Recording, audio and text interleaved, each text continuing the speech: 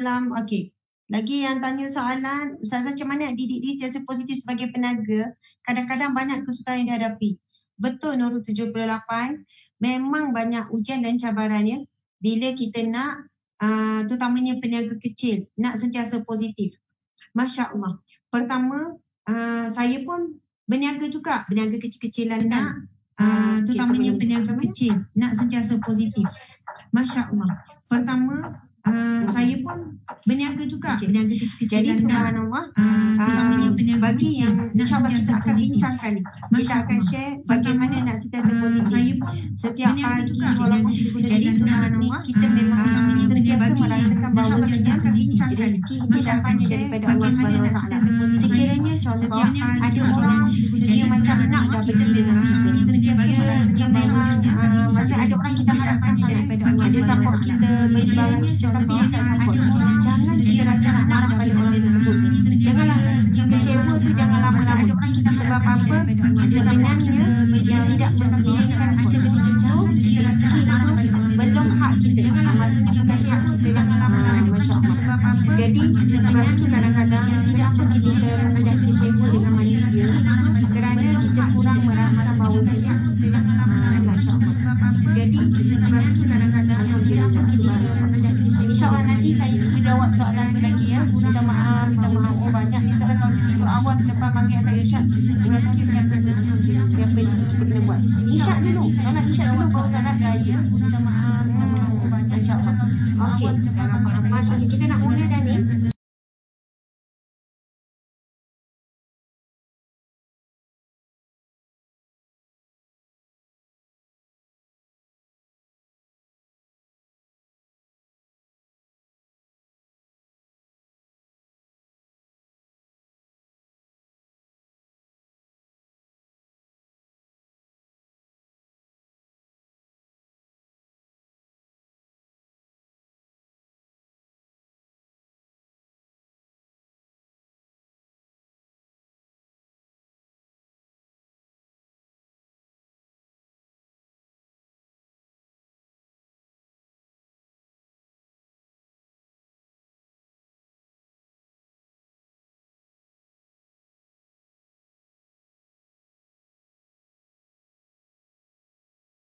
المغضوب عليهم ولا الضالين آمين آمين آمين يا رب العالمين الحمد لله رب اشرح لي صدري ويسر لي أمري wahlul 'uqdatam min lisani yafqahu qawli.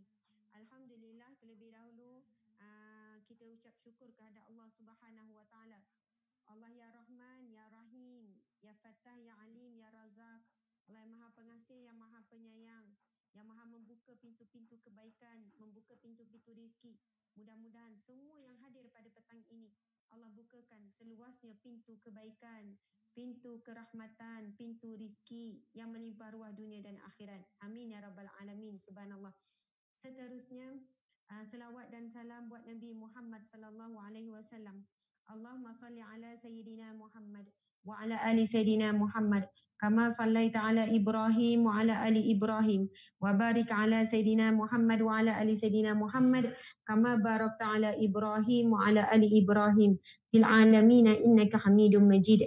Alhamdulillah, subhanallah, terlebih dahulu saya ucapkan terima kasih kepada pihak penganjur majlis ilmu kita pada petang yang barakah ini, iaitu Pusat Kutipan Zakat Pahang. Pusat Kutipan Zakat Pahang, Masya Allah. Ataupun ringkasnya Pusat Zakat Pahang. Jadi kita sedang live serentak, pertama di FB Live Pusat Kutipan Zakat Pahang, kemudian di page rasmi Ustazah Asma Harun, kemudian di Instagram rasmi Ustazah Asma Harun. Alhamdulillah, selamat petang, selamat bertemu. Mudah-mudahan kita semua dalam keadaan bahagia, tenang dan sentiasa menang mengawal diri kita, mengawal hawa nafsu kita. Dan tajuk yang diberikan kepada saya ialah rezeki yang dicari. Masya Allah. Rezeki yang dicari. Alhamdulillah. Tajuk yang sangat baik. Terima kasih ya pada Pusat Kutipan Zakat Pahang di atas penganjuran majlis ilmu ini. Kita doakan mudah-mudahan orang Pahang ramailah hadir sama ya. Boleh bagi tahu tuan-tuan puan di mana sekarang, daripada mana? Ada orang tanya lagi ni Ustazah, tadi soalan qiyamul lail dengan tahajud sama ke? Kalau kita bertahajud, automatik kita qiyamul lail lah. Tapi dalam qiyamul lail ada banyak lagi ibadah lain selain tahajud. Baca Quran, solat-solat sunat yang lain, selawat, zikir. Bahkan alim ulama terdahulu, dia qiyamul lail menghidupkan malamnya dengan membaca kitab, dengan menuliskan kitab. Apa-apa ibadah yang dilakukan, ibadah khusus lah ya. Ibadah khusus. Maksudnya ibadah yang khusus, bukannya ibadah umum macam kemah rumah, patut niat ibadah, tak. Ibadah khusus itu termasuk dalam qiyamul lail. Termasuk dengar ceramah contoh, menuntut ilmu ataupun menuliskan ilmu. Minta maaf saya jawab sikit soalan tadi tu, kita ada perbincangan tadi. Jadi Masya Allah, tuan-tuan puan-puan sekalian, saya dari Kuantan Pahang, Ustazah Juni Beauty, saya daripada Pekan Pahang. Ramai orang Pahang ni. Okey, orang Selangor, Johor, tak apa, tak kisah daripada negeri mana. Saya daripada Negeri Sembilan, tapi saya orang Terengganu. Masya Allah. Ada daripada Brunei. Subhanallah, saya bekerja muazzam asal daripada Terengganu, hampir 10 tahun tinggal di Pahang. Oh, tiba-tiba ramai ni kan. Ramai ni mengaku Pahang ni. Saya orang Pahang tapi stay di Johor. Okey, tak ada masalah. Orang mana-mana pun. Saya dari Terengganu, Kota Kinabalu, Sabah. Saya daripada Puchong. Oh, dia negeri Puchong ya.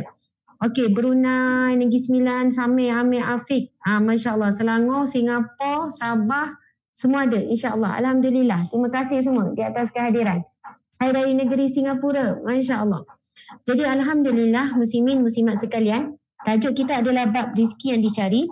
Saya dah kelaskan beberapa perkara poin penting. Jadi mohon maaf kalau saya bercakap agak laju sebab banyak perkara sangat yang nak dikongsikan pada petang yang barakah ini. Mudah-mudahan perbincangan kita petang ini akan menjawab banyak persoalan tentang kenapa rezeki kita sempit mungkin, kenapa hati kita tidak tenang, kenapa resah gelisah, kenapa ada masalah rumah tangga, ada masalah itu, masalah ini. InsyaAllah mudah-mudahan terjawab. Kita doa supaya Allah mengizinkan kita memperoleh ilmu pada petang barakah ini, ilmu yang mana boleh menyuluh kehidupan kita di dunia, dan sebenarnya kita nak menyuluh perjalanan hidup kita menuju ke akhirat. Subhanallah, Alhamdulillah. InsyaAllah. Ini kenapa macam gelap sikit? Okey. Tak apa. Yang pertama, saya ingin mengupas tentang bab sumber ataupun sumber-sumber rizki. Boleh. Kita boleh tuliskan nota sumber ataupun bentuk-bentuk rizki. Ada 8 bentuk rizki. Ada 8 sumber rizki. InsyaAllah. Siapa yang rajin menulis nota tu, dia ada bonus yang banyak. Bonus pahala. Sebab ramai orang yang akan membaca nota yang ditulis. Jadi saya akan bacakan 8 bentuk rizki. Ataupun jenis-jenis rizki. Yang pertama, Masya Allah. 8 ke 10. Kita tengok ya berapa. Yang pertama, rizki yang dijamin oleh Allah Subhanahu Wa Taala. Okey. Bentuk rizki ada 10. Tadi 8, sekarang naik 10. Ada 10. Yang pertama boleh tuliskan iaitu rizki yang telah dijamin oleh Allah Subhanahu Wa Taala menerusi surah Hud ayat yang ke-6. Allah Subhanahu Wa Taala berfirman. Surah Hud ayat yang ke-6. Ini antara dalilnya. Surah Hud ayat yang ke-6. Bismillahirrahmanirrahim. Wa ma min dabbatin fil ardi illa 'ala Allahi rizquha wa ya'lamu mustaqarraha wa mustaudaha kullu fi kitabim mubin. Sadaqallahul azim. Yang pertama iaitu rizki yang dijamin oleh Allah. Firman Allah dalam surah Hud ayat ke-6 yang bermaksud, tidak ada satu makhluk pun yang bergerak di atas muka bumi ini yang tidak dijamin Allah rizkinya.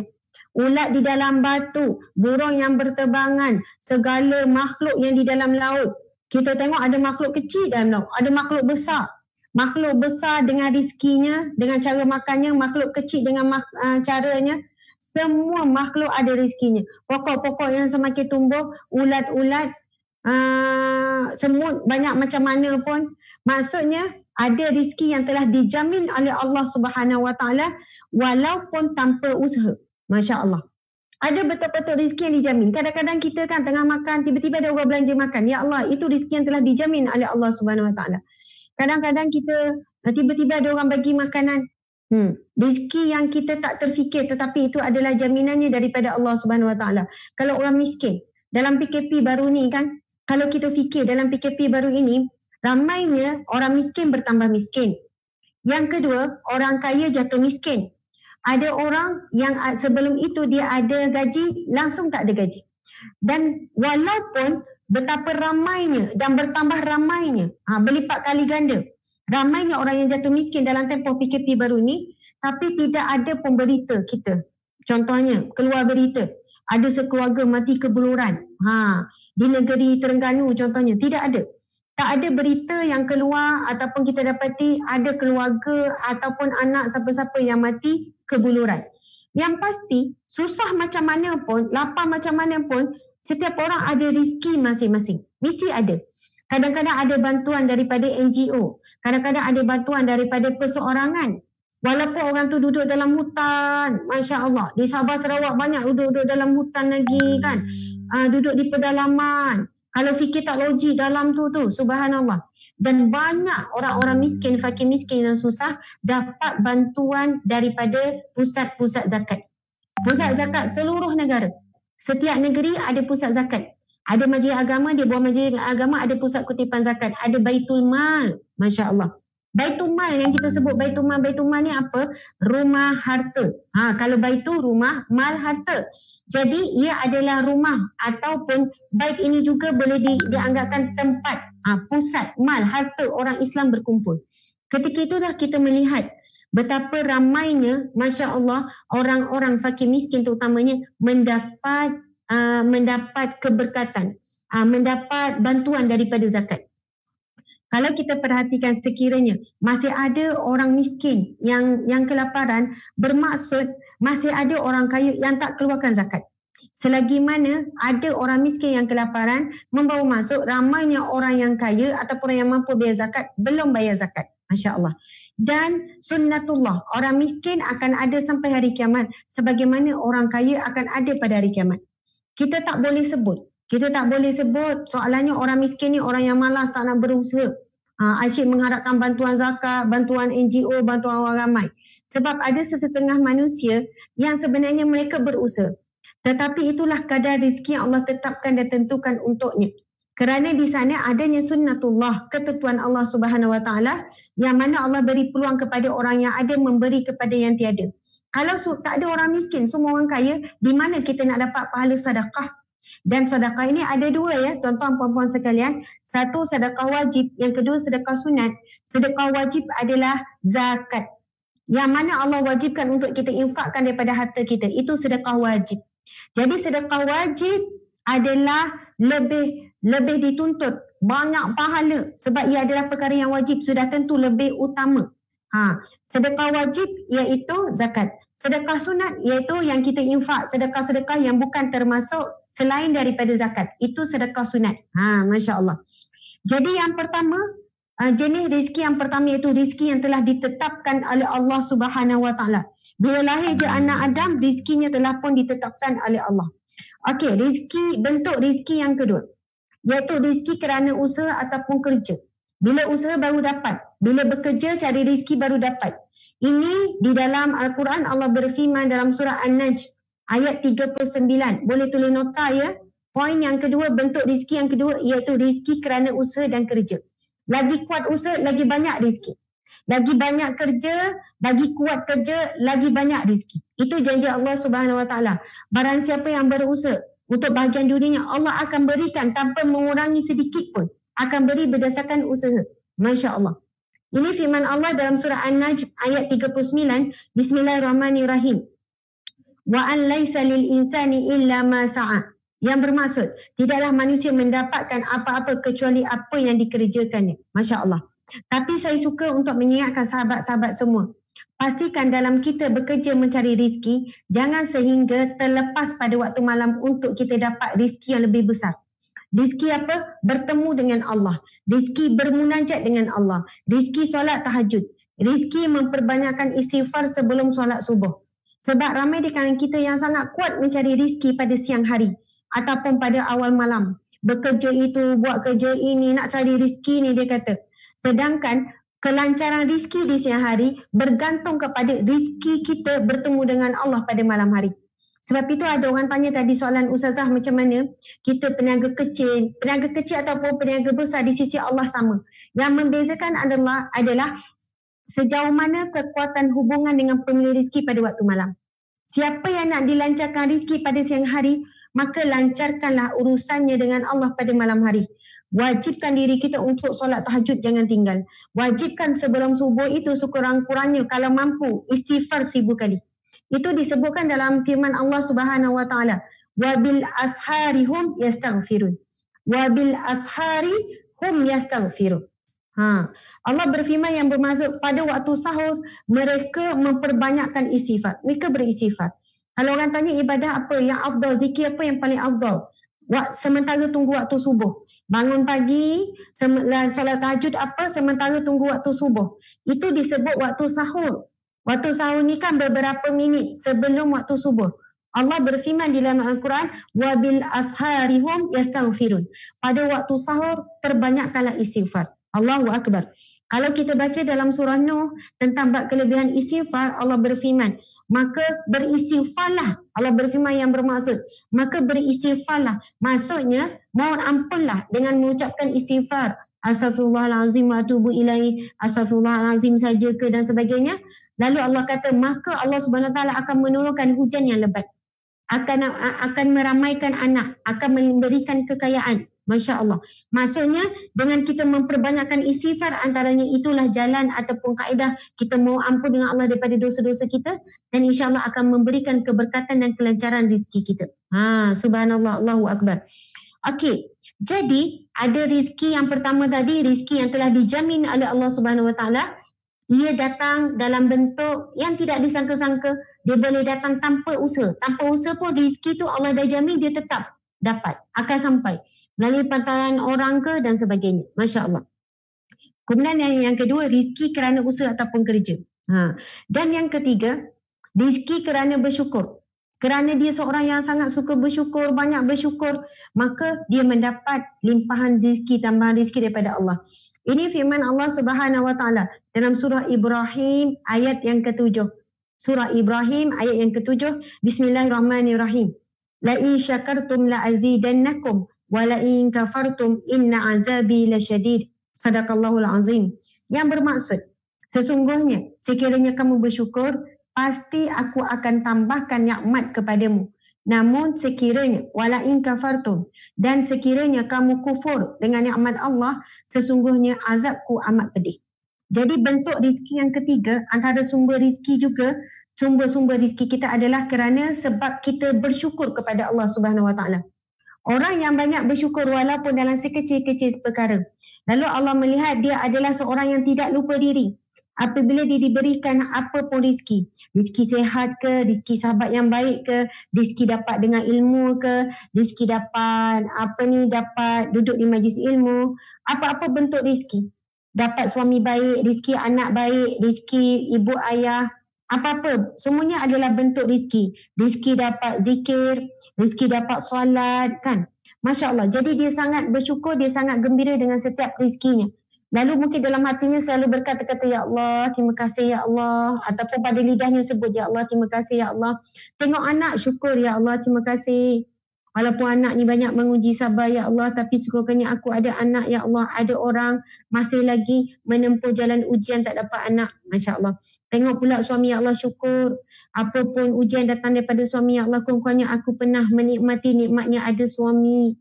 Ada lelaki dalam hidupku. Di luar sana ada ramai wanita yang masih lagi bertarung dengan impian dan harapan memiliki seorang suami. Contoh. Jadi orang yang banyak bersyukur, lama-lama Allah tambahkan dia nikmat apa? Suami dia jadi baik. Orang yang bersyukur dengan anak, walau macam mana pun anak dia, anak tu menyakitkan hati dia dan sebagainya. Anak tu mungkin ada tak sempurna sana sini, tapi dia bersyukur banyak-banyak. Ya Allah, aku syukur kau kurniakan aku anak Ya Allah. Aku terima seadanya anakku ni macam ni Ya Allah. Allah nampak bersyukurnya kita dapat anak tu. InsyaAllah mudah-mudahan dengan itu Allah jadikan anak kita anak yang soleh dan solehah. Ada orang berniaga kecil-kecilan dapat rezeki sikit je, tapi dia punya syukur tu hebat. Dia dapat rezeki bukanlah macam, dia punya syukur tu macam dapat ribu-ribu. Dia punya syukur tu macam puluh ribu. Kerana apa? Dia bukan melihat nilai jumlah rezeki tu, tapi dia melihat kepada pemberi rezeki. Masya Allah. Kita kalau dalam bab rezeki, janganlah melihat kepada jumlah rezeki, tapi lihatlah kepada pemberi rezeki. Kalau kita rasa, Ya Allah, walaupun nasi lemak orang bagi, Kan ada kita dapat beli, maksudnya kita beli, memanglah daripada usaha kita beli, lepas tu nampak si lemak. Tapi kita makan tu dengan rasa, ya Allah baiknya Engkau ya Allah, walaupun aku ni solat tahajud pun jarang-jarang, walaupun kita ni puasa sunat pun malas, zikir kurang, tapi Alhamdulillah dapat makan. Allah nampak kita hamba Allah yang bersyukur. Kalau kita mampu bersyukur dengan yang sikit-sikit, insya-Allah Allah tambah. Sebab apa Allah tengok kita mampu bersyukur walaupun yang sedikit. Sebab kita ni kadang-kadang nak tunjuk syukur bila dapat banyak. Tapi kalau yang sedikit tidak mampu disyukuri, bagaimana yang banyak mampu disyukuri? Sebab kita bimbang yang sedikit kalau tak mampu disyukuri, yang banyak akan dikufuri nikmat oleh Allah. Dikufuri nikmat oleh kita. Jadi subhanallah, belajar apa pun perkara yang kita terima, terima kasih, Alhamdulillah. Dua perkataan tu. Terima kasih pada manusia dan Alhamdulillah kepada Allah. Suami bawa balik apa pun, terima kasih bang, Alhamdulillah. Terus masa sebut Alhamdulillah, segala puji bagi Allah yang telah memberikan aku rezeki melalui perantaraan suami, melalui perantaraan anak dan sebagainya. Okey, jadi itu 3. Saya jumpa ramai orang, Masya Allah, dia sangat kuat bersyukur walaupun kita bagi sikit bukan banyak, tapi dia terima tu dengan sangat gembira. Saya kata sikit je Kak, bukan banyak. Ya Allah Ustazah, Alhamdulillah, syukur. Kadang duit tu kan kita bagi contohnya lah, tapi dia terima dengan rasa sangat gembira. Dia kata syukur Ustazah, maksudnya Allah masih pandang saya Ustazah. Allah beri saya rezeki melalui Ustazah. Memang tak banyak bagi Ustazah, bagi saya walaupun jumlahnya mungkin tak banyak, tetapi asalkan rezeki, dapat rezeki, maksudnya Allah masih lagi bagi. Ingat saya. Walaupun melalui perantaraan siapa pun. Masya Allah, Allah Akbar. Jadi bila dapat sesuatu, terima kasih pada manusia, Alhamdulillah kepada Allah Subhanahu Wa Taala. Ada orang kata, Ustazah, patutnya kita syukur pada Allah dulu kan? Boleh, Alhamdulillah, terima kasih. Dua-dua tu memang selalu kena latih kepada anak. Okey, yang keempat, rezeki yang tidak disangka-sangka. Ini di antara sumber rezeki yang paling luas, iaitu datangnya rezeki yang tidak disangka-sangka. Berdasarkan firman Allah dalam surah At-Talaq ayat 2 hingga 3. Bismillahirrahmanirrahim. Wa may yattaqillaha yaj'al lahu makhraja wa yarzuquhu min haitsu la yahtasib.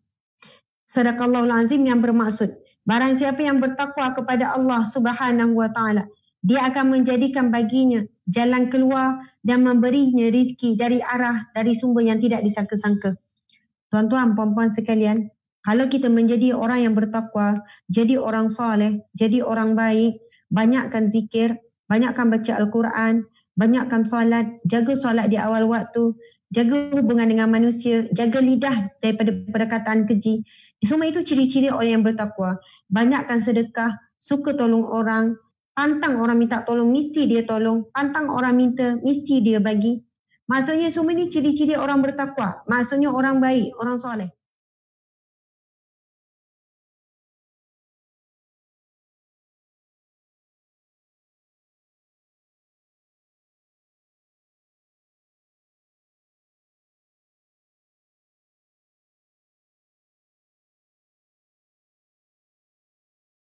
Kita tegur ni kalangan golongan rizki, bentuk rezeki yang keempat, iaitu wa may yattaqillaha yaj'al lahu makhraja.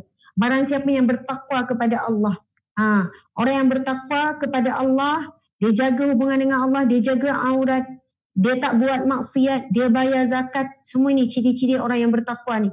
Maksudnya orang bertakwa yang pertama, dia buat semua 5 rukun Islam tu. Syahadah, dia jaga sungguh syahadah dia jangan terbatal. Dia jaga solat di awal waktunya, dia jaga solat, cuba upaya khusyuk, faham maksudnya. Kemudian yang ketiga, dia bayar zakat. Yang keempat, dia jaga puasa. Kemudian yang kelima, iaitu dia menunaikan haji apabila dia mampu. Okey. Seterusnya, iaitu rizki kerana istighfar. Yang kelima, rizki kerana istighfar. Allah Subhanahu Wa Taala berfirman dalam surah Nuh ayat 10 hingga 11. Faqultu astaghfiru rabbakum innahu kana ghaffara yursilis samaa 'alaikum midrara. Sadaqallahul azim, yang bermaksud, beristighfarlah kamu kepada Tuhanmu, sesungguhnya dia adalah Maha Pengampun, pasti dia mengirimkan hujan kepadamu dengan lebat dan memperbanyakkan harta. Masya-Allah.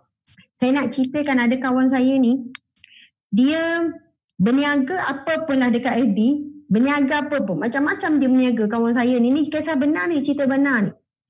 Kejap dia jual tu. Kejap dia jual ni. Macam-macam benda dia jual. Kejap iklan tu, kejap iklan ni. Tetapi yang saya perhatikan, setiap kali dia jual apa pun, mesti laku. Mesti laku, walaupun benda tu mahal. Adalah dia jual ada barang elektronik tu kan. Mahal tu bagi saya ialah mahal lah juga, ratus-ratus lah harganya kan. Pun dia buat iklan 2 hari, alhamdulillah dah 40 orang nak, dah 50 orang nak. Terima kasih kepada semua pembeli. Lepas tu dia jual lah pula benda lain. Apa yang dia elam, maksudnya dia bukanlah seorang yang konsisten jual satu barang je, 2 barang je, tak. Bulan ni dijual ni. Lepas bulan depan jadi ejen tu pula. Dia seorang wanita, seorang perempuan. Yelah suaminya ada tapi ada anak yang ramai dan 8 orang macam tu. Masya Allah, Allah Akbar. Tapi saya tahu antara amalan dia, bila saya tanya kan, selalu nampak dia tenang, dia menulis dengan tenang. Antara amalannya adalah memperbanyakkan istighfar sebelum waktu subuh. Sebab dia kata, Asma, kan Allah berfirman di dalam Al-Quran, wabil asharihum yastaghfirun. Pada waktu sahur maka beristighfarlah kamu. Kita baca surah Nuh tentang bab rizki kerana istighfar. Yang Allah berfirman, beristighfarlah kepada Tuhanmu, sesungguhnya dia adalah maha pengampun. Dia akan mengirimkan kepadamu hujan lebat dan memperbanyakkan harta kamu. Itu firman Allah jelas. Jadi Allah sebut dalam surah Nuh ini, antara kelebihan istighfar adalah akan dikirimkan hujan yang lebat. Hujan lebat tu adalah simbolik kepada rizki yang mencurah-curah dan akan memperbanyakkan hartamu. Masya Allah. Dan ayat ini menyambung lagi. Akan diberikan anak-anak, zuriat keturunan. Jadi, pertama bab istighfar memang power. Dan waktu yang sangat mustajab ataupun yang sangat terbaik untuk kita istighfar, iaitu sebelum waktu subuh. Tuan-tuan, puan-puan, bangunlah. Bangunlah. Kita kadang-kadang kan, nak ubah hidup tapi tak nak ubah solat. Nak ubah hidup tapi tak nak ubah ibadah. Nak ubah hidup tapi tak nak ubah hubungan dengan Allah. Maka kita umpama seperti berkata-kata dengan lidah ataupun angan-angan kosong saja. Orang cakap dengan lidah, aku nak berubah, aku nak baiki hidup akulah, aku nak hidup yang tenang lah. Maksudnya, bercakap tu bukan daripada hati. Daripada hati, mesti terbukti dengan perbuatan. Orang bercakap dengan lidah ni, tak beza dengan burung kakak tua. Burung kakak tua pun boleh bercakap, apa yang kita cakap. Tapi bezanya orang yang beriman, orang yang soleh, dia bercakap itu daripada hati. Aku nak ubah hidup akulah, aku nak baikilah hubungan dengan Allah. Itu daripada hati. Bila daripada hati, dia terus jadi doa. Subhanallah. Bila jadi doa, insya Allah, kita pun kata, apa amalan ni antaranya beristighfar. Tapi istighfar ni, ia bukan hanya pada lidah pula. Istighfar mestilah dibuktikan dengan perbuatan juga. Istighfar ni permohonan ampun. Bertaubat dengan Allah, mau ampun dengan Allah dengan dosa-dosa, lepas tu tinggalkan maksiat, lalu buat ketaatan.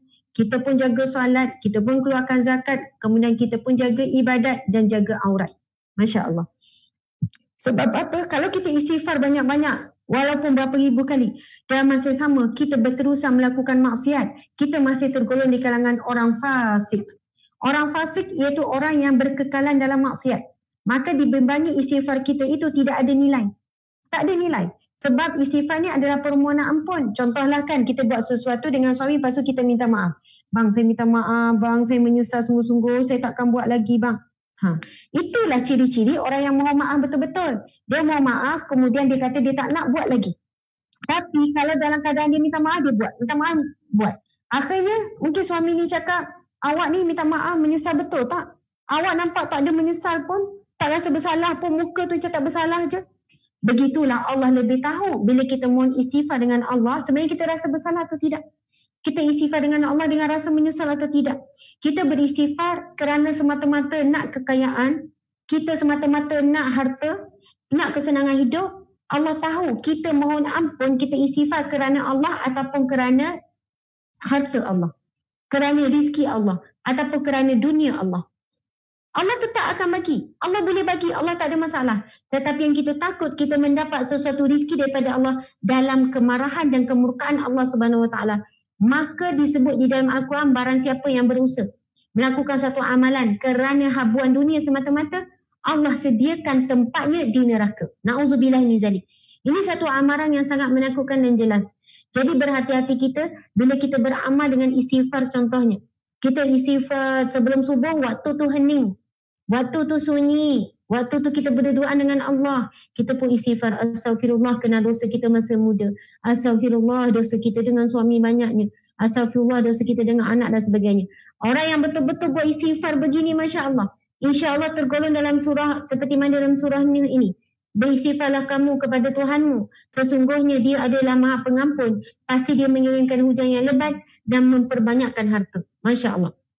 Okey. Bentuk rizki yang keenam, iaitu rizki kerana bernikah ataupun berkahwin. Ini dalam surah An-Nur ayat 32. Surah An-Nur ayat 32. Bismillahirrahmanirrahim. Wa ankihul ayama minkum wassalihina min ibadikum wa imaikum. In yakunu fuqara'a yughnihimullahu min fadlih. Sadaqallahul azim. Yang bermaksud, dan nikahkanlah orang-orang yang masih bujang di antara kamu dan juga orang-orang yang layak dari hamba sahayamu, baik lelaki dan perempuan. Jika mereka miskin, maka Allah akan memberikan kecukupan kepada mereka dengan kurniaannya. Subhanallah. Ada orang dia kata, Ustazah, nanti kalau saya dah beli rumah, beli kereta, dah cukup belanja, baru saya kahwin. Akhirnya tak kahwin-kahwin. Sebab dia meletakkan syarat kekayaan ataupun harta.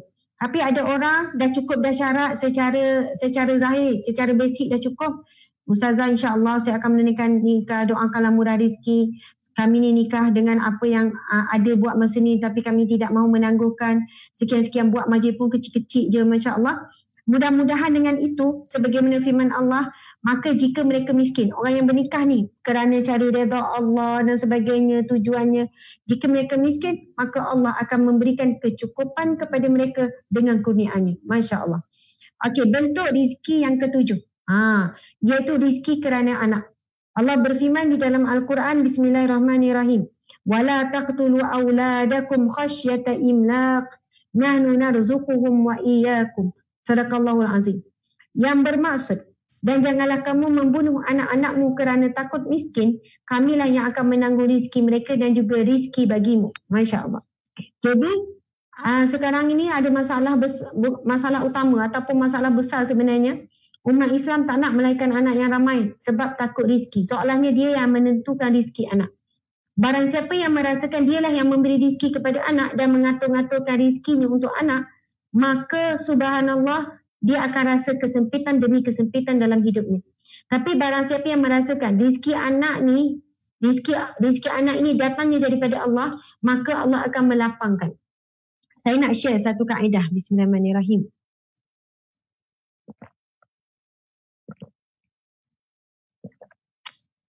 Okey, contoh kita cari rizki. Di bawah kita ada 2 orang kan? Bawah kita ada 2 orang. Contohnya kita cari rizki, di bawah kita seorang lelaki cari rizki, di bawah dia ada isteri, ada anak. Jadi dia adalah perantaraan Allah untuk rizki siapa? Untuk rizki isteri dan anak. Kemudian dia bertambah lagi anak dia seorang. Ya Allah, bertambah lagi perantaraan rizki. Lepas tu yang keempat dan sebagainya. Tapi ada orang kata, Ustazah, saya ni tak ada anak, saya pun tak nikah dan sebagainya. Jadi biasanya saya akan pesan, carilah orang yang kamu boleh tolong secara tetap. Contoh, ada sebuah keluarga yang miskin, kamu kata setiap bulan saya akan bagi kamu 100. Ataupun ada orang yang cari pelajar. Ini subhanallah, ambillah peluang ni. Cari student-student, pelajar-pelajar yang belajar di pondok contohnya, belajar di pesantren, belajar di universiti ke, belajar di mana-mana orang susah, anak-anak yatim dan sebagainya. Dan cuba kita tanggung kehidupannya. Kita kata, okey, setiap bulan saya akan bagi 200. InsyaAllah mudah-mudahan hasil ni kamu boleh buat belajar. Anak itu belajar, hafal Quran ke, hafal hadis ke, kita dapat pahala tanpa kita sedar. Kita tidur, kita dapat pahala di tengah baca Quran. Sebab kita menjadi perantaraan rizki. Maksud saya di sini ialah, siapa yang nak dimurahkan Allah rizki, jadikan diri dia perantaraan rizki kepada makhluk yang lain. Ada orang dia murah rizki sebab apa? Dia jaga banyak kucing. Saya ada jumpa orang siap buat rumah kucing. Rupanya dia jaga beratus-ratus kucing. Ada yang puluh-puluh kucing. Jadi dia menjadi perantaraan rizki Allah untuk kucing tersebut. Ada orang pula macam-macam lah. Lagi ramai orang ataupun makhluk, termasuk binatang, yang kita jadikan daripada rizki Allah beri untuk orang lain, maka rizki kita akan semakin luas. Semakin luas. Masya Allah, Allahu Akbar. Jadikanlah kita, siapa yang nak murah rizki, jadikan diri kita perantaraan rizki untuk orang lain. Anak kata, Ustazah, saya susah. Sebab apa susah? Sebab kita pun susah nak berkongsi rizki dengan orang lain. Bukan banyak, mula-mula start sikit. Contohnya, sebulan mungkin setiap hari Jumaat dia mesti nak bagi makan untuk orang. Setiap hari Jumaat dia beli nasi bungkus, nasi orang panggil nasi bajet, harga RM3.5, harga RM4. Beli 10 bungkus. Setiap Jumaat dia buat macam tu, konsisten. Hari Jumaat je dia akan bagikan 10 tu, dia tengok ada orang pekerja cleaner ke, dia bagi pada jaga ke, dia bagi pada siapa-siapa. Dia beli awal sebelum orang tu makan tengah hari. Jadi dia buat konsisten begitu. Bila Allah lihat kita menjadi pantaraan rezeki makan tengah hari untuk ni, dibuat secara tetap pula. Mudah-mudahan dengan itu, maka Allah bukakan ruang-ruang pintu-pintu rezeki yang tidak disangka dan rezeki kita bertambah barakah. InsyaAllah. Allahu Akbar. Okey. Jadi ada rezeki ni datangnya kerana bernikah. Ada kerana anak-anak. Itu janji Allah di dalam Al-Quran. Yang ke-8, iaitu rezeki kerana sedekah. Bismillahirrahmanirrahim. Allah berfirman, "Man zallazi yuqridullaha qardan hasana fayudha'ifahu lahu ad'afan katsira." Ad'afan katsiratan. Sadaqallahul azim. Yang bermaksud, sesiapa yang memberi pinjaman kepada Allah, pinjaman yang baik. Man zallazi yuqridullaha qardan hasana. Barang siapa yang meminjamkan kepada Allah dengan pinjaman yang baik, maka Allah Subhanahu Wa Taala akan melipat gandakan bayaran kepadanya dengan lipatan yang banyak. Masya Allah. Kalau kita bagi pinjam duit dekat orang, kalau orang tu bayar, kita minta, okey aku bagi engkau pinjam 100, nanti bayar 150. Itu haram, itu riba. Allahu Akbar. Dan Masya Allah, kalau kita nak ambil riba dengan manusia, lipat ganda daripada manusia, kita mendapat dosa. Namun di sana Allah sediakan untuk kita bentuk gandaan yang datangnya daripada Allah Subhanahu Wa Taala. Yang ini adalah janji Allah dan kita tahu janji Allah adalah janji yang paling benar. Dia tahu Allah kata Allah pujuk kita. Barang siapa yang ingin meminjamkan suatu pinjaman yang baik, apa dia? Sedekah. Sedekah ni pergi pada dua tadi. Yang pertama sedekah wajib iaitu bayar zakat. Yang kedua iaitu sedekah sunat iaitu selain daripada zakat.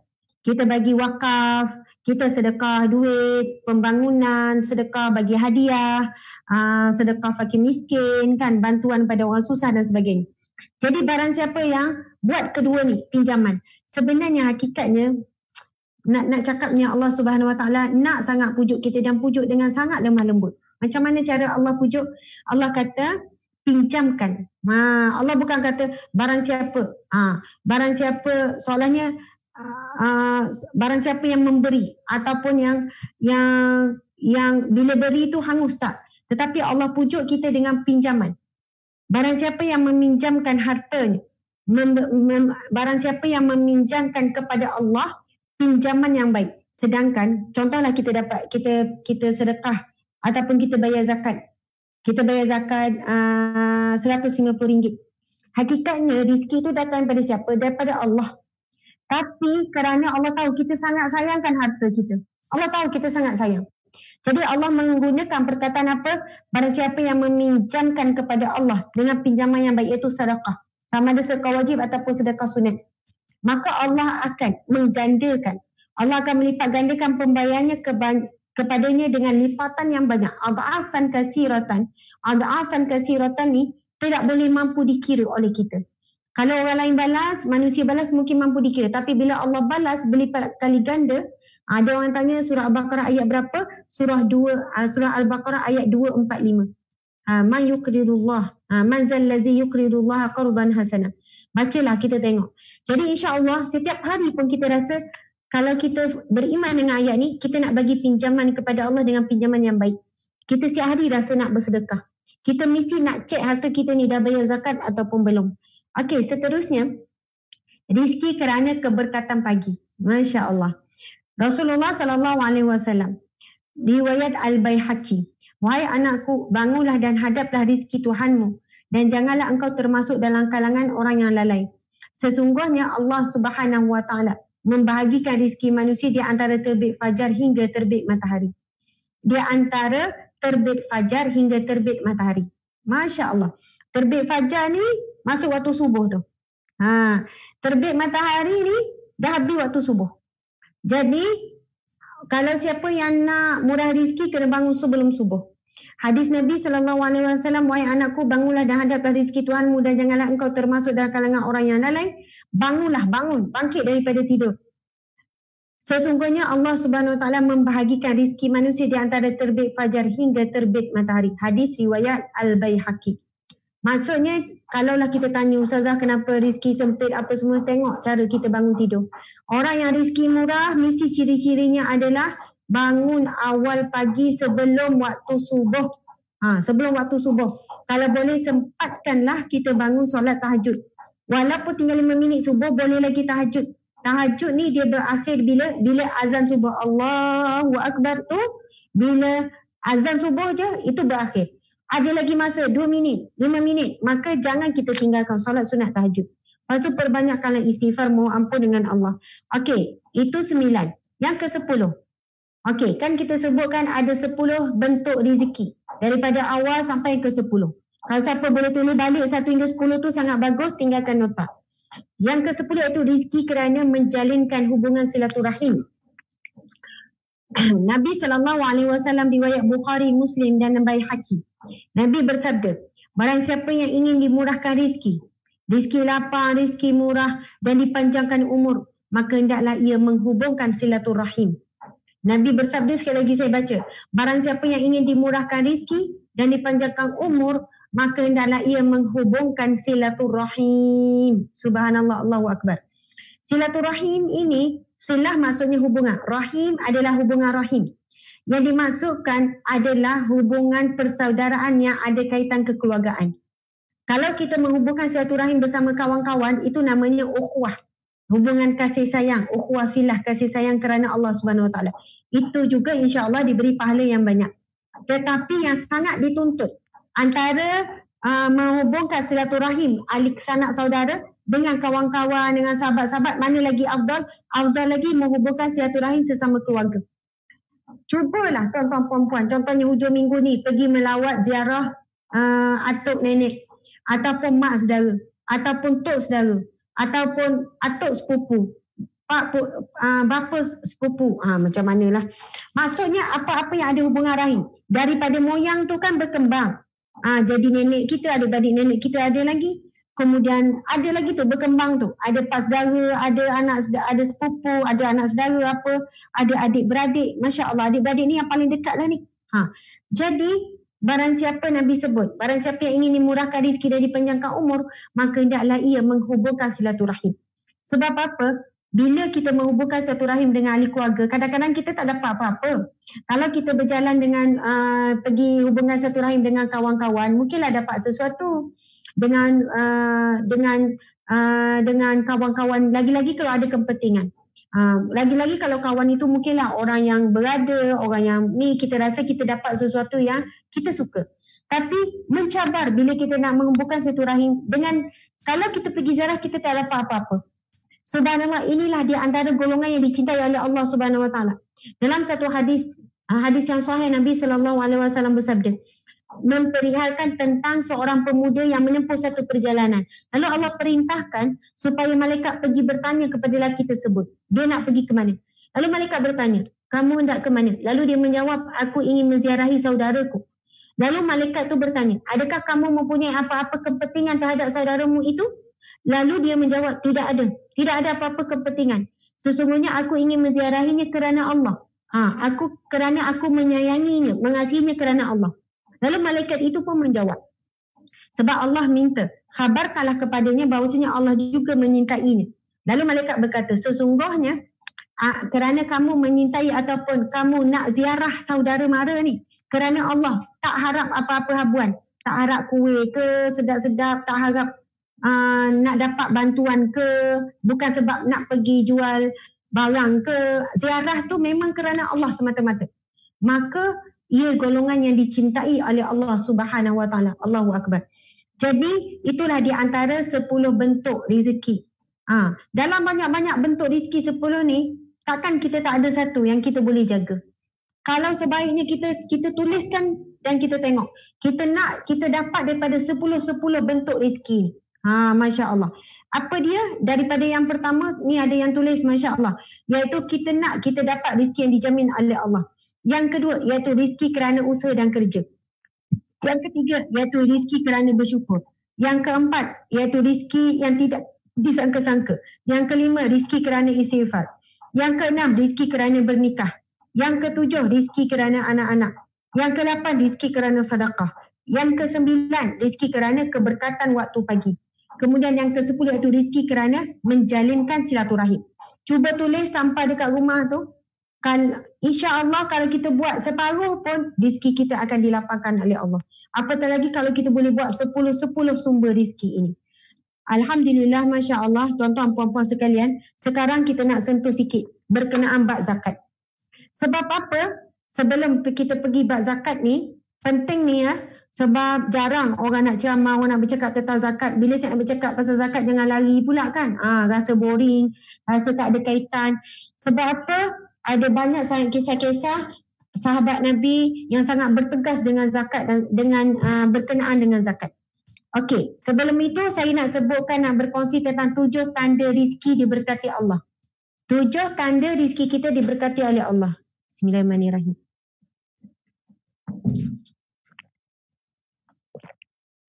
Baiklah. Okey, kita tulis nota ya semua insya-Allah. Tadi 10 bentuk rizki. Sekarang 7 tanda bahawasanya rizki kita barakah. 7 tanda rizki diberkati oleh Allah Subhanahu Wa Taala. Ada yang tulis dalam buku. Terima kasih NR Adawiyah, masya-Allah. Okey, yang pertama, tanda-tanda rizki kita ni berkat, kita akan sentiasa rasa cukup dengan apa yang kita ada. Rasa cukup seadanya. Dengan rumah kita tu kita rasa bahagia, dengan kereta walaupun kereta kita kadang-kadang tersekat-sekat, tapi kita tak rasa pun macam susah hati sangat kereta kita tu. Masya Allah, walaupun rumah kita seadanya tapi kita bahagia. Anak-anak kita biasa-biasa saja pun kita bahagia, walaupun anak kita tak luar biasa macam orang luar biasa lagi bahagialah kan. Maksudnya kita akan rasa cukup dengan apa yang kita ada. Dan kadang-kadang tu kita rasa macam lebih daripada yang cukup. Ini adalah salah satu petanda kita dapat rizki yang barakah. Kerana rizki yang barakah itu bukan pada banyak ataupun sedikit, tapi pada rasa cukup. Masya Allah. Kalau ada orang sedikit tak rasa cukup. Ada orang sikit tapi cukup. Ada orang banyak tak cukup-cukup. Ada orang banyak rasa cukup. Maksudnya sama ada sikit ataupun banyak dan dia rasa cukup. Masya Allah, Allah Akbar. Ada orang rezeki dia dah banyak tapi rasa tak cukup. Dia bekerja juga siang malam. Padahal dalam bank dia dah ada simpanan sampai puluh ribu dah. Dalam bank dia tu ada ratus ribu dah. Tapi tetap kerja macam tak cukup. Macam nak hidup 1000 tahun. Na'udzubillah min zalik. Masya Allah. Maksudnya rezeki banyak ataupun sedikit bukan kayu ukur. Tetapi kayu ukurnya adalah pada rasa cukup. Rasa cukup itu adalah satu rezeki daripada Allah. Rasa cukup itu sendiri adalah satu rizki, satu nikmat, iaitu sifat qanaah. Jadi orang yang rizki dia rasa cukup ni, walaupun kan dia ada duit banyak ni, puluh-puluh ribu. Orang jual apa pun dia rasa macam okey, tak apa. Dia rasa cukup dah apa yang ada kat rumah tu. Orang jual itu, jual ini pun dia rasa tak ada. Tak ada, dia rasa nak beli semua benda orang nak, tak ada. Dan dia rasa tak apalah, mana ada tu lebih baik sedekah. Walaupun dia mampu membelinya. Allah berikan dia rasa cukup apa yang ada. Cukuplah dengan apa yang ada, tudung yang ada, baju yang ada, handbag yang ada. Walaupun dia mampu nak beli handbag lain lagi. Walaupun dia mampu untuk beli mungkin kasut-kasut tambahan. Tapi Allah beri dia rasa cukup. Masya Allah. Okey. Jadi lawannya adalah, yang poin pertama ni, tanda-tanda rezeki barakah, rasa cukup. Lawannya adalah rasa tidak cukup. Antara ciri-ciri rasa tak cukup, bila dapat rezeki cepat je habis. Lepas tu dia boleh tanya orang lain pula, duit aku ke mana? Aku tak faham lah kenapa. Duit aku macam dah habis lah. Baru je dapat gaji tapi duit aku dah habis. Kalau soalan tu selalu ditanya, Masya Allah, kita kena bimbang, kena takut sebab bimbang rezeki tu tak ada barakah. Allahu Akbar.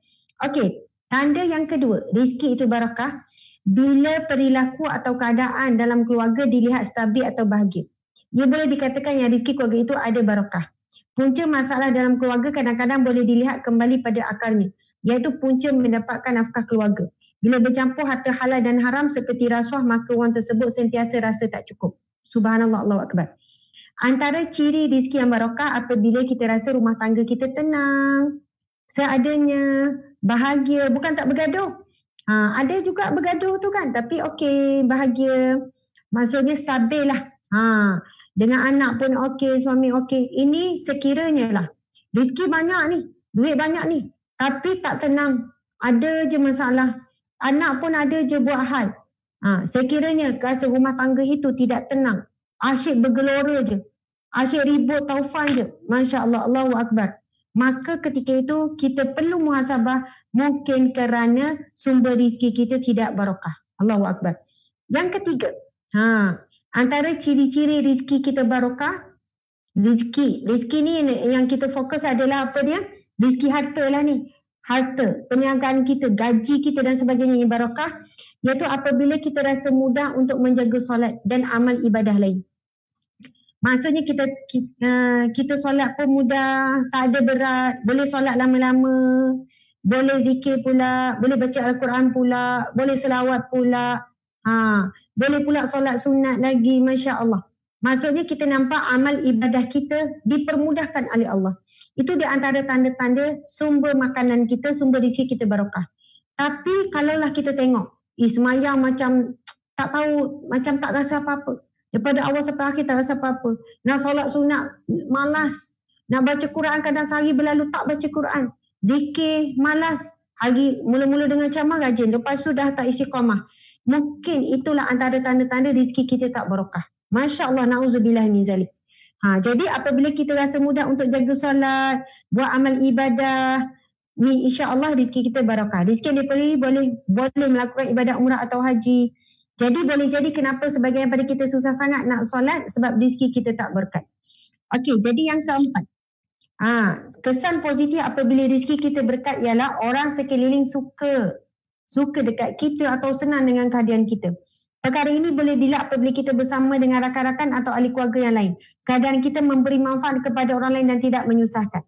Ada orang bila dia datang, orang kata, datang dah. Maksudnya orang tak suka. Orang terus daripada orang tengah borak terus berhenti. Orang tengah makan terus telan. Tak kunyah dah. Macam tu kan. Maksudnya ada orang bila kehadiran dia, orang susah hati. Orang nak lari, orang tak suka. Masya Allah. Kita sendiri boleh tahu kehadiran kita ni orang suka ke orang tak suka. Ada kita datang, orang kata, datang dah. Muka orang happy.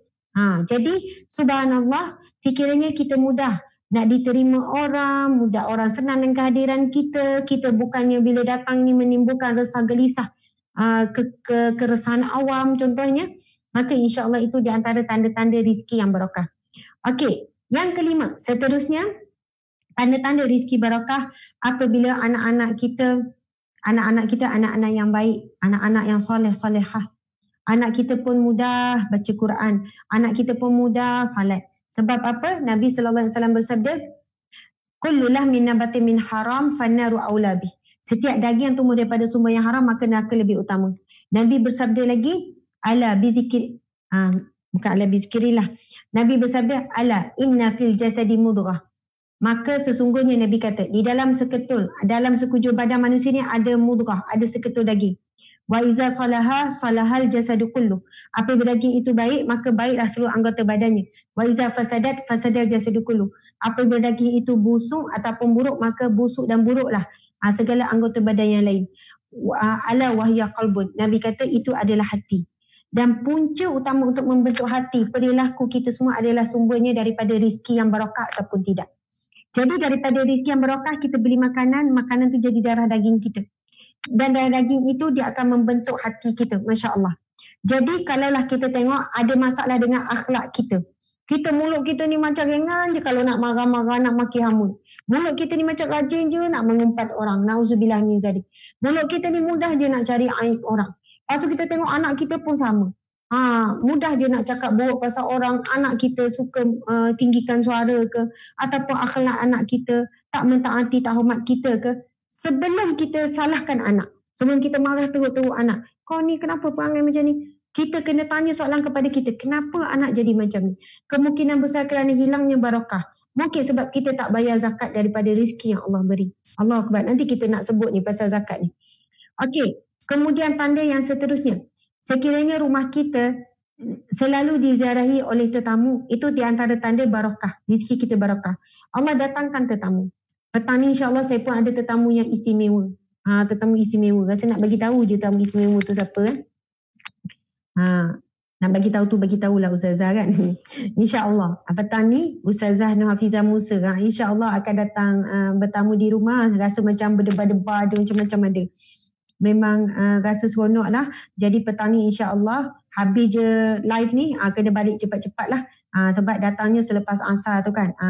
Adalah perkara yang kami nak bincangkan. Ustazah pun baru saja menghadapi pemergian kakak tercinta Kak Longnya dalam 2 hari yang lepas kan. 2 hari yang lepas iaitu hari Sabtu.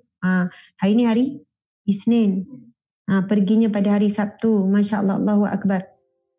Allahu Akbar. Subhanallah. Saya memang satu ketika nanti memang nak bawa tajuk khusus tentang bab pemergian Ustazah Nur Hayati Musa, kakak kepada Ustazah Hafizah Musa. Jadi kami ada perkara lah juga petang ni nak bincangkan insyaAllah untuk program bersama. Okey, jadi ciri yang keenam, tanda-tanda rezeki kita barakah, ia akan beri kesan kepada rumah kita yang barakah. Antara tanda rumah yang barakah, suka didatangi oleh tetamu. Kalau rumah kita orang rajin ziarah, adik-beradik suka datang, jiran-jiran ke kawan-kawan suka datang, orang suka berkumpul, itu tandanya di antara tanda-tanda rezeki kita barakah. Kerana kedatangan tetamu sebenarnya membawa rezeki dan keberkatan di dalam rumah kita.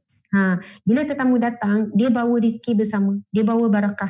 Dan insyaAllah bila tetamu pulang, tetamu pergi, dia akan bawa keluar bersama dengan keburukan di dalam rumah kita. Mungkin ada gangguan ke, ada apa-apa yang akan keluar bersama dengan tetamu. Dia bukan maksudnya tetamu tu bawa balik ke rumah dia, tak. Maksudnya tetamu balik, benda-benda yang tak elok dalam rumah. Unsur-unsur jahat, perkara-perkara negatif pun sama keluar. Sebab itu kita janganlah berkira-kira bila ada tetamu nak datang. Janganlah kita tunggu nak bersiap makanan hebat-hebat barulah terima. Kita boleh jamu dengan yang terbaik mengikut kadar kemampuan kita. Masya Allah, Allahu Akbar. Dan yang ketujuh, Masya Allah, di antara tanda-tanda rizki itu barakah, iaitu doa kita mudah dimakbulkan. Ini daripada sabda Nabi SAW berkenaan dengan doa yang makbul. Subhanallah. Dalam ni, nota ni tidak dituliskan. Namun, ada Nabi SAW bersabda, sesungguhnya Allah tidak memakbulkan doa. Orang yang walaupun susah, miskin, dia mengangkat tangan dia, dia menadah tangan meminta dengan Allah, Allah tetap menolak doanya. Kenapa? Kerana dia makan daripada sumber yang tidak barakah, sumber yang tidak halal. Jadi, kalaulah kita rasa, kenapalah rezeki kita ni, kenapa doa tak dimakbulkan Allah ni? Cuba cek sumber rezeki kita. Kalau sumber rezeki kita tak barakah ni banyak faktor lah. Sama ada bercampur dengan syubhah, bercampur dengan haram, ataupun kita tidak keluarkan zakat. Semua itu beri kesan kepada rezeki kita tak barakah. Jika rezeki kita tak barakah, dia akan beri kesan kepada doa kita tidak dimakbulkan Allah. Orang yang bila dia minta, ya Allah, dia berhajat, dia minta, ataupun lintasan hati, teringinlah ni. Lepas tu tengok, Alhamdulillah dapat. Doa dengan Allah sekian-sekian, ya Allah badilah sekian-sekian untuk anak ke, untuk suami ke, untuk interview ke, berdapat. Subhanallah. Apabila kita lihat banyaknya doa yang kita dimakbulkan, insyaAllah itu di antara ciri-ciri rezeki yang barakah. Allahu Akbar. Jadi insyaAllah sebelum kita habis ni, masa kita ni dah pukul 4.16, kita akan berhenti pukul 4 suku insyaAllah. Minum air sikit lagi. Bismillah.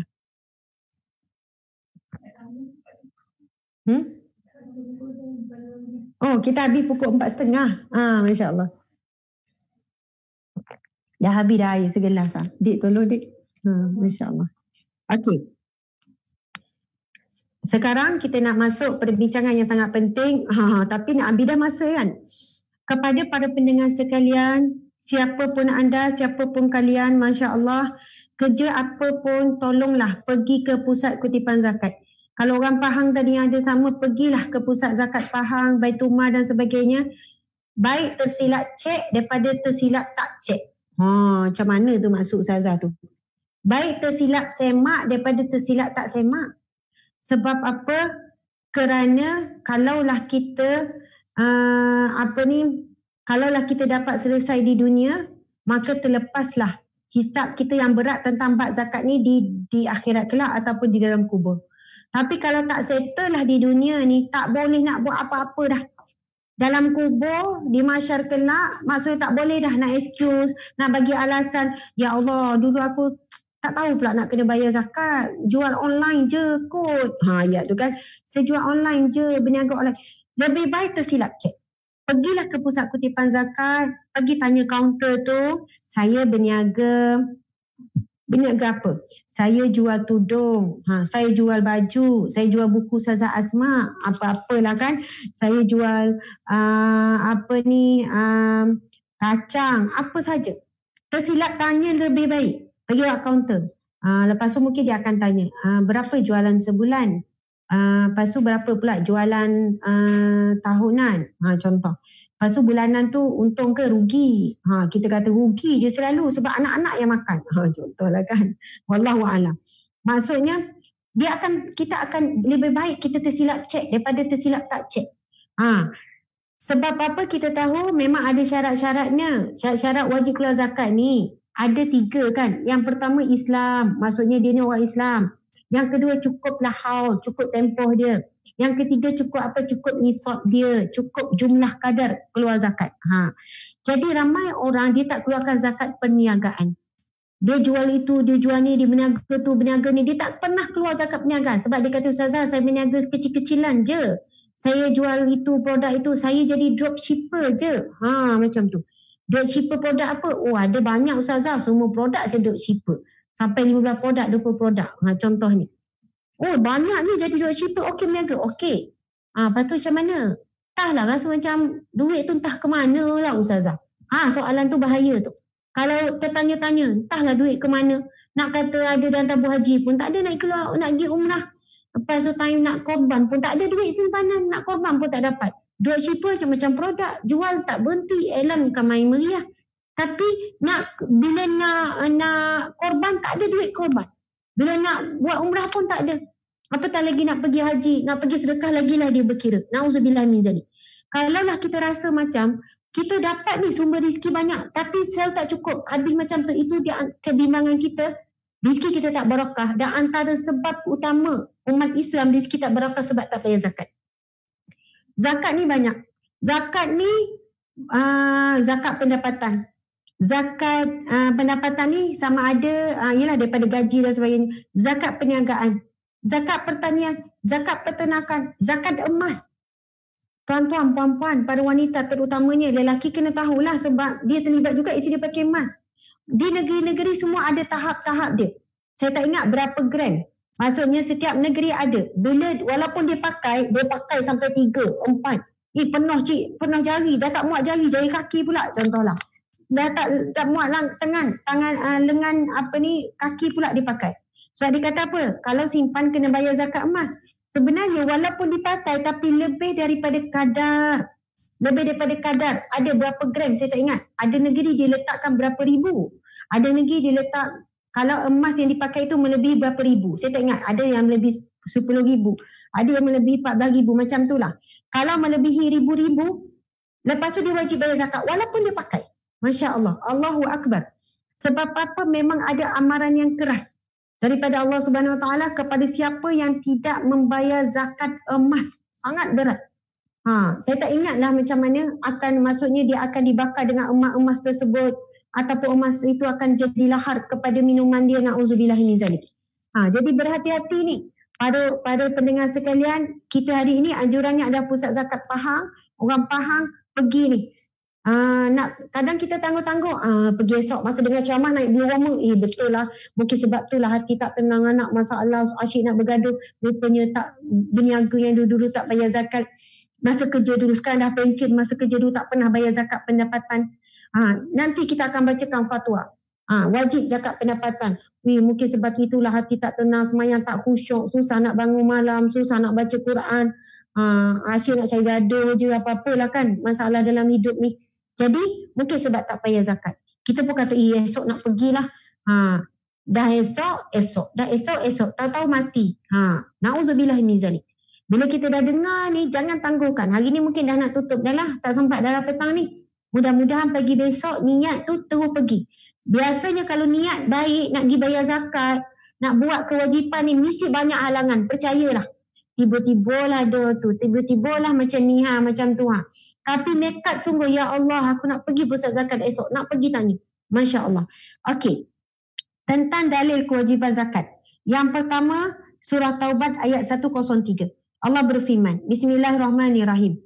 Khuz min amwalihim sadaqatan tutahhiruhum wa tuzakkihim biha wa salli alaihim inna salataka sakanun lahum wallahu sami'un alim. Sadaqallahul azim. Yang bermaksud, ambillah sebahagian. Ini Allah berfirman ni. Allah berkata kepada kita ni.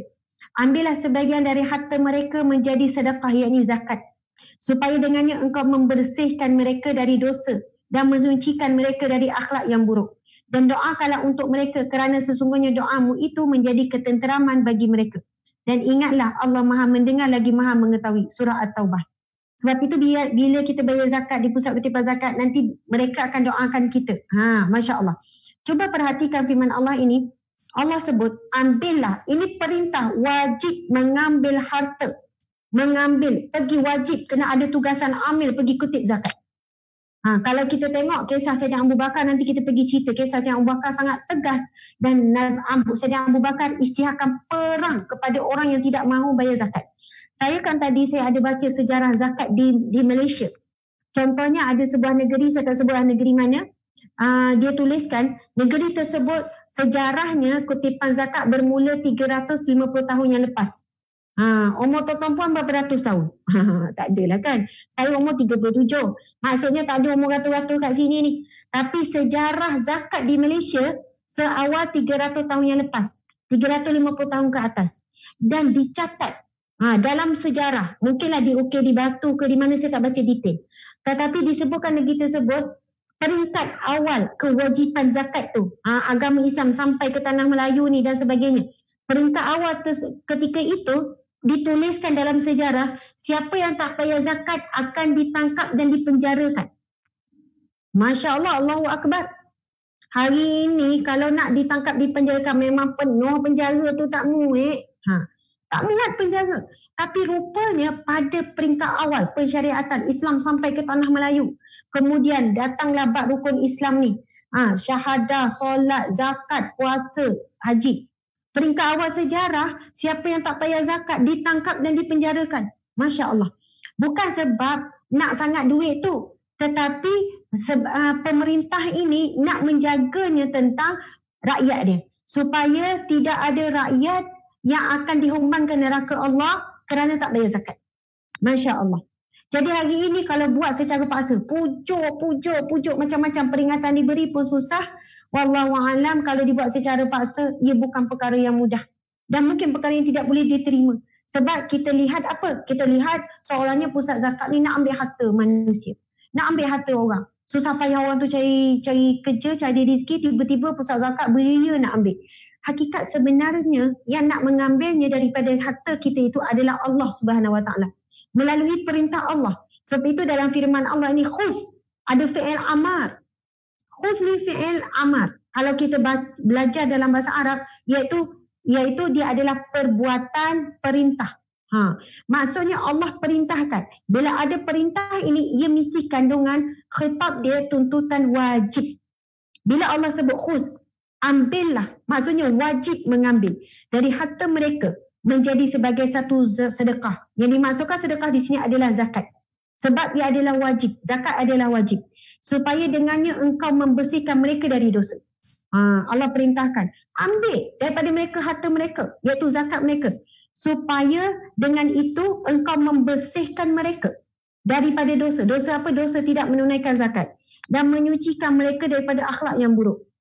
Sebab itu disebut dalam firman Allah ni, wa tuzakihim, dan menyucikan mereka. Menyucikan mereka daripada apa? Akhlak yang buruk.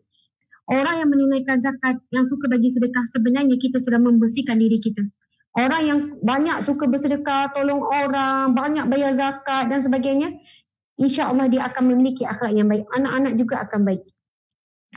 Okey. Dan doakanlah untuk mereka kerana sesungguhnya doamu itu menjadi ketenteraman bagi mereka. Masya Allah. Bila orang bayar zakat, orang pun doakan. Kita pun rasa, seronoknya dia doakan, rasa nak bayar lagi zakat. Rasa nak bagi lebih lagi. Dan ingatlah Allah Maha mendengar lagi Maha mengetahui. Subhanallah. Seterusnya firman Allah dalam surah Nur. Dalam surah Nur ayat 56. Surah An-Nur ayat 56. Bismillahirrahmanirrahim. Wa aqimus salata wa atuz zakata wa ati'ur rasula la'allakum turhamun. Sadaqallahul azim. Yang bermaksud, dan dirikanlah kamu akan sembahyang serta keluarkanlah zakat dan taatlah kepada Rasul supaya kamu beroleh rahmat. Subhanallah. Siapa yang nak dapat rahmat Allah? Allah sebut di dalam surah ini, di dalam ayat ini, iaitu 3 perkara. Yang pertama, wa aqimus solat, dirikan solat. Yang kedua, wa atuz zakah, dan tunaikanlah zakat. Masya Allah. Yang ketiga, wa ati'ur rasul, dan taatlah kepada Rasul, la'allakum turhamun, mudah-mudahan kamu beroleh rahmat Allah Subhanahu Wa Taala, supaya kamu dapat rahmat. Orang yang diberikan Allah rahmat dalam hidupnya, insya Allah tidak ada kesukaran dalam hidupnya. Ada masalah tapi diberi jalan keluar. Ada ujian tetapi diberikan Allah kekuatan untuk menerima ujian tersebut. Bukan tak sakit, sakit. Tapi dengan rahmat Allah, Allah beri dia kekuatan untuk menghadapi sakit tersebut. Masya Allah. Allahu Akbar. Dan orang yang diberi rahmat oleh Allah, insya Allah golongannya akan masuk syurga Allah. Sebab kita tahu bukan amal soleh kita yang membawa kita masuk ke syurga Allah, tetapi rahmat Allah. Macam mana nak dapat rahmat Allah? Mesti dengan amal soleh.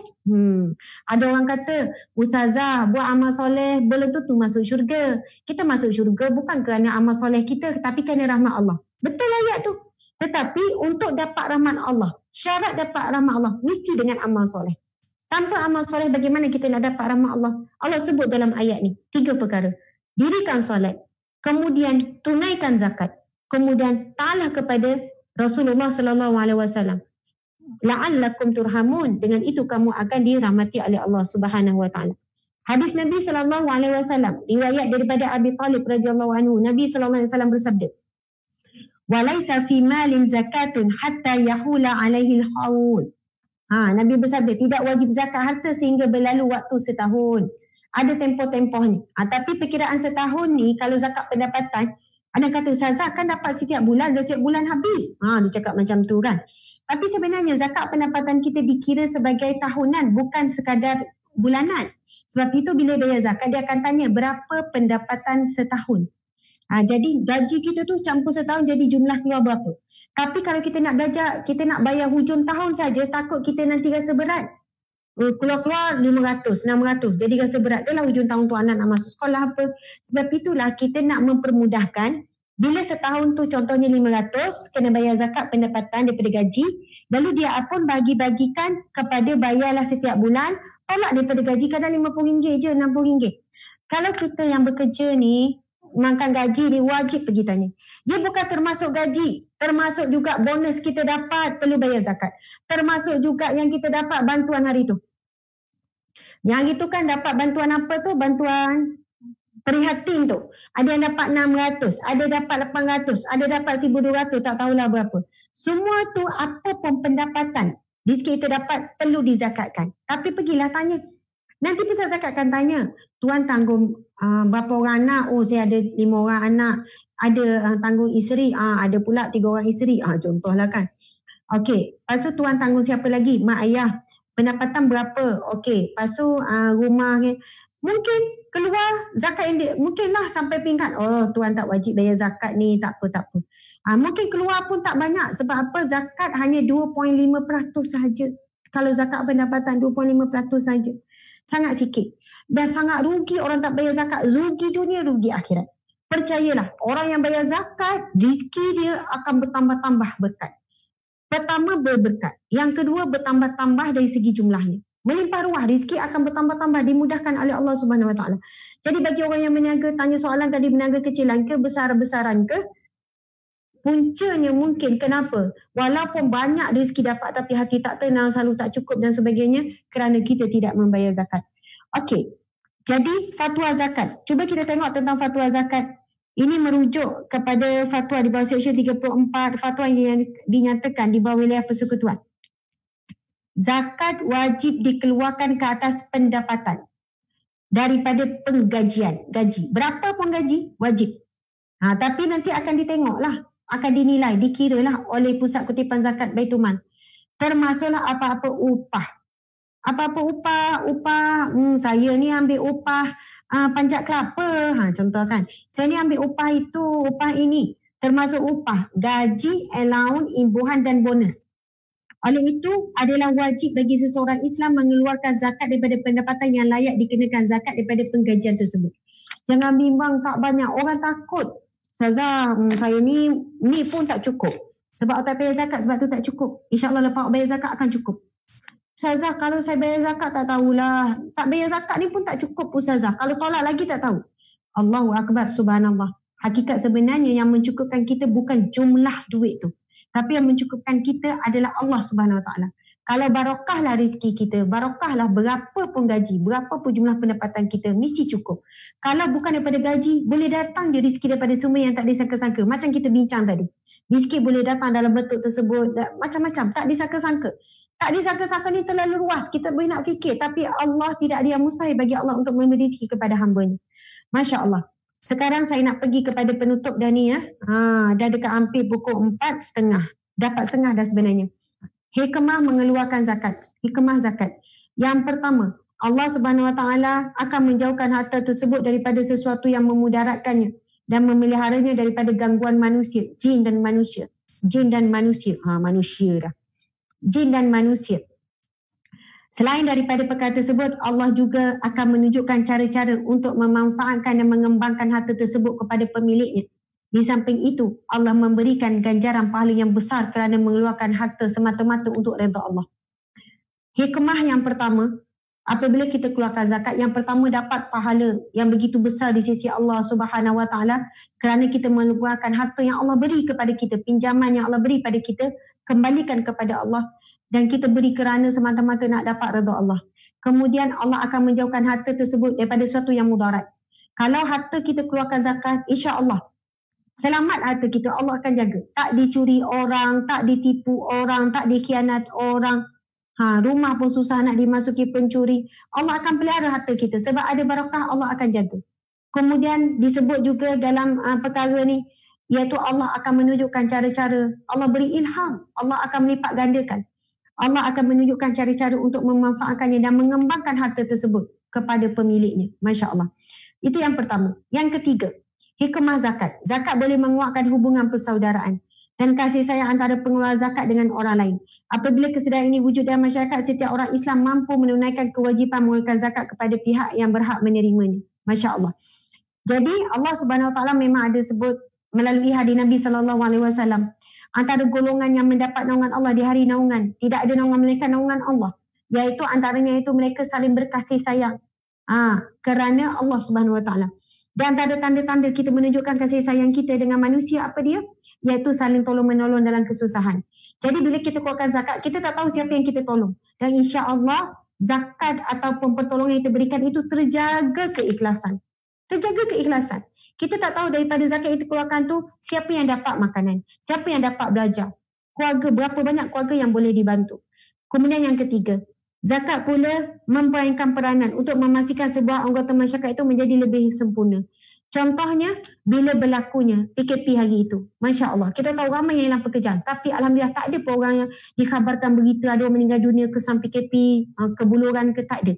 Alhamdulillah, rezeki tetap ada. Di sana sini ada orang keluarkan zakat. Di sana sini ada pusat-pusat zakat yang menjalankan tugas. Masya Allah, Allahu Akbar.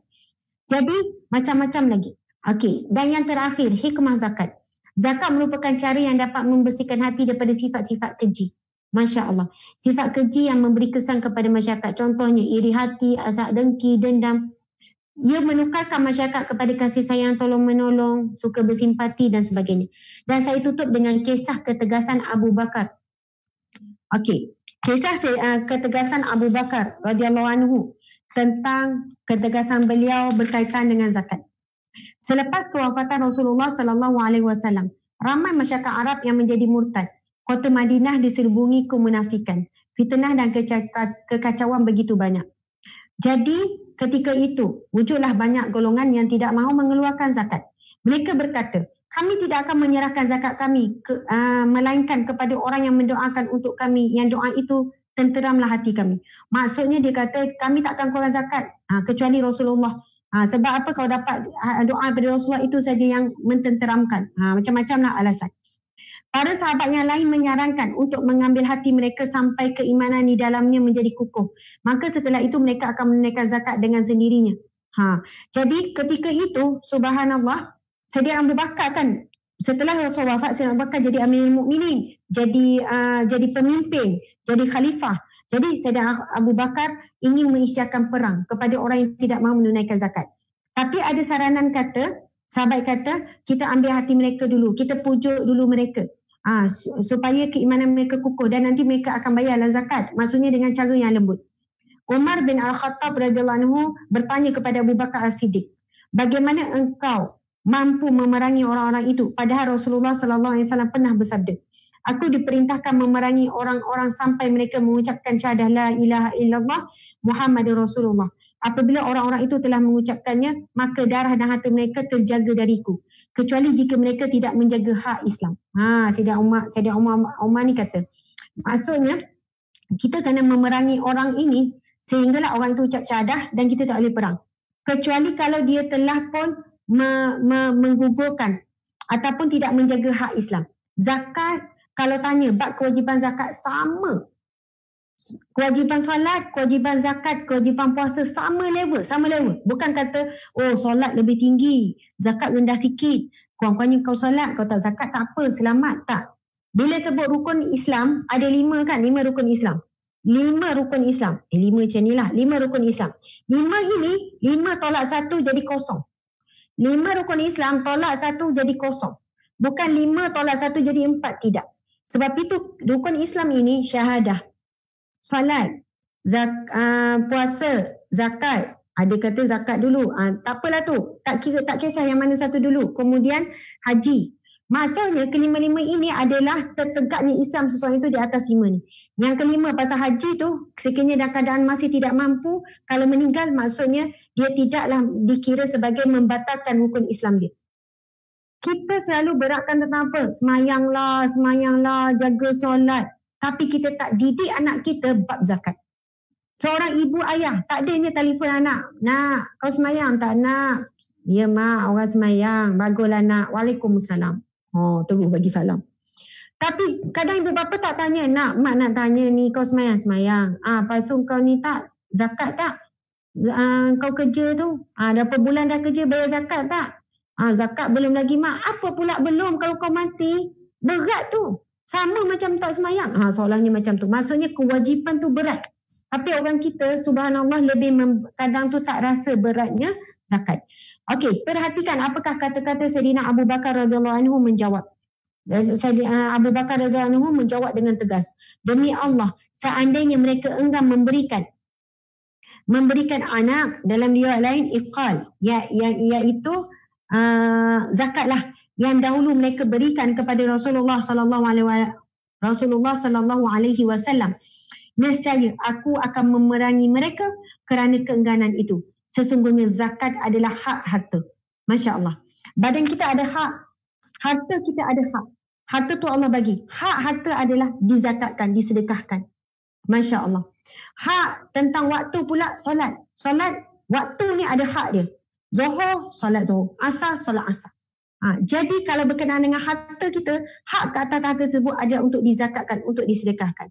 Lalu Sayyidina Abu Bakar jawab lagi. Demi Allah, aku akan memerangi mereka yang memisahkan antara solat dan zakat. Masya Allah. Sayyidina Abu Bakar kata, demi Allah, aku akan memerangi mereka yang memisahkan antara solat dan zakat. Sebab apa? Ramai yang solat tapi zakat tak bayar. Kalaulah Abu Bakar ada zaman sekarang, memang ramailah yang kena perang. Memang ramailah yang akan diperangi. Allahu Akbar, subhanallah. Jadi tuan-tuan, puan-puan sekalian, sebenarnya berkenaan dengan bab zakat ini, ada banyak lagi kisah-kisah di zaman Rasulullah, bagaimana ketegasan Rasul sendiri. Dan bukan sebab Allah nak ambil harta daripada kita. Bukan sebab sahabat-sahabat Nabi nak ambil harta daripada sahabat-sahabat. Bukan Rasulullah nak kutip sangat. Tetapi itu adalah satu perintah daripada Allah. Satu perkara kewajipan yang perlu ditaati. Perlu ditunaikan oleh setiap Muslim. Allah bukan nak menyusahkan kita. Allah bukan nak mengurangkan harta kita. Tetapi sebenarnya asbab kita keluarkan zakat, kita keluarkan sedekah, kerana itu akan dilipat gandakan lagi rezeki kita. Allah nak lipat gandakan rezeki kita. Allah nak bersihkan. Sebab itu zakah membawa masuk penyucian. Yuzakiha. Yuzakikum. Allah akan menyucikan kamu. Maksudnya apabila kita keluarkan zakah, suci, penyucian, sebenarnya harta kita sedang dibersihkan, sedang diberkati oleh Allah. Sebab satu perkara bukannya berkat itu tanpa sebab, mesti ada usaha. Usaha ke atas rezeki untuk dapat keberkatan, untuk lipat gandakan, untuk dimurahkan lagi oleh Allah Subhanahu Wa Taala. Ia adalah melalui jalan zakat dan juga sedekah. Subhanallah, alhamdulillah. Mudah-mudahan perkongsian kita pada petang yang barakah ini mendapat manfaat Terima kasih kepada Pusat Kutipan Zakat Pahang di atas penganjuran majlis ilmu yang sangat baik ini. Mudah-mudahan kita muslimin muslimat sekalian, insya-Allah kita akan lebih menitik beratkan tentang zakat. Ramai peratusan bayar zakat pendapatan sangat rendah, sangat sedikit. Kita pergi saja ke jabatan ke majlis agama, bawa slip gaji tu, suruh dia orang minta kira, bagi tahu kita ada hutang itu, hutang ni, kita cakap kita tanggung, siapa-siapa mak ayah ke tanggung adik-beradik, bagi tahu komitmen, nanti dia orang akan tolong kirakan. Mudah-mudahan dengan itu yang selama ni rasa tak cukup lalu diberikan kecukupan itu bergantung kepada keberkatan. Alhamdulillah. Terima kasih kepada semua yang tetap bersama sehinggalah saat akhir. Mohon maaf salah dan silap. Ada kesilapan tutur bicara, mungkin terlalu laju dan sebagainya. Allahu Akbar, mudah-mudahan di sini kita ditemukan Allah, di akhirat kelak kita akan disatukan Allah di syurganya. Nauzubillah min zalik, daripada api neraka Allah Subhanahu wa taala. Sekian daripada saya, selamat membayar zakat. Pergilah ke pusat kutipan zakat di negeri masing-masing. Orang Pahang, janganlah lupa. Ini adalah anjuran daripada Pusat Zakat Pahang. Terima kasih ya. Alhamdulillah. Sekian wabillahi taufiq wal hidayah. Assalamualaikum warahmatullahi wabarakatuh. Selamat menunaikan salat asar. Dengan itu kita tangguhkan majlis ilmu kita dengan tasbih kafarah dan surah wal asr. Bismillahirrahmanirrahim. Subhanakallahumma wa bihamdika asyhadu an la ilaha illa anta astaghfiruka wa atubu ilaih. Bismillahirrahmanirrahim. Wal asr. Innal insana lafi khusr illa allazina amanu wa amilus solihat wa tawasaw bil haqqi wa tawasaw bis sabr. Sadaqallahul azim. Terima kasih semua. Salam kasih, salam sayang daripada saya. Alhamdulillah.